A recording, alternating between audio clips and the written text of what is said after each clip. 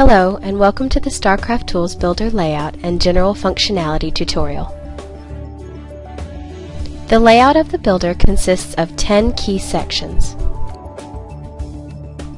Resources, Buildings,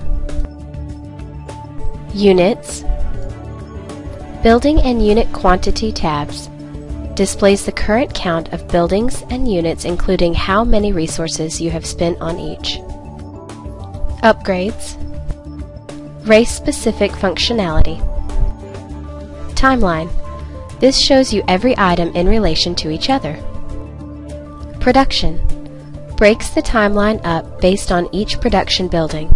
This shows you gaps in production and allows for certain race-specific functionality such as Chrono Boost. Build order. Advanced options.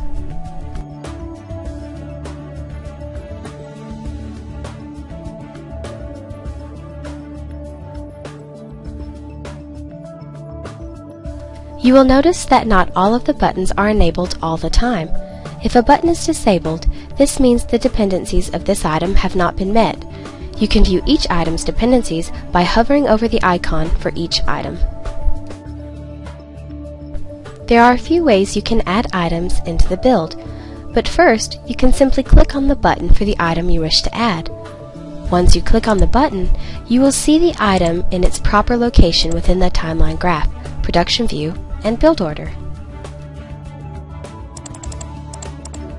When you click the button to add an item, the builder will add this item as soon as possible. Depending on the scenario, it might add the unit at the very end or someplace in the middle. As you can see here, when we click on a marine, it will be added at the very end. However, if next we click on an SCV, it will be added before the end of the current timeline. The other method you can use to insert items into the build is through drag and drop.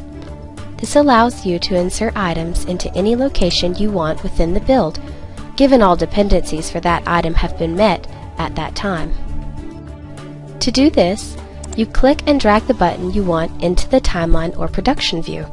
Once within the frame, you will see a vertical red line indicating the position in which you want to insert the item.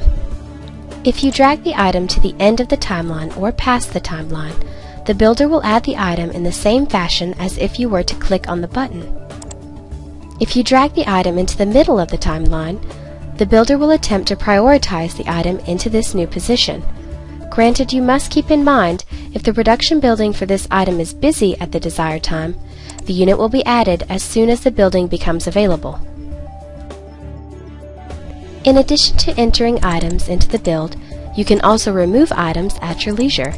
You can remove items from the build one of two ways. You may click the Remove button, which simply removes the item that is currently the last in the build. Keep in mind, the last item may be what the builder added and not your specific selection. Another method you can use to remove items from the build is to click the item within the timeline view. This will allow you to consecutively remove items. The only condition for removal of items is to ensure the item you wish to remove is not a requirement later in the build. For example, if you have only one gateway and zealots after, you will not be able to remove the gateway as seen here. However, if you have two gateways with the same zealots, you can remove one of these gateways. The builder will then transfer the production of all zealots to the remaining gateway. If you want to start over with a clean slate, simply click the Start Over link to clear everything out of your build. The last piece of basic functionality is saving the build and generating a link to refer back to the same build. To do this, simply click the Save This Build button. This will save the build to our database and generate a link you can share for others to view your build. Anyone can now use this link to view your build at any time. Thanks for watching our general functionality tutorial. Don't forget to check out our advanced features video, which demonstrates class-specific functionality such as attachment swapping, chrono boost, and extractor tricks. StarCraft Tools. Take the guess out of your game.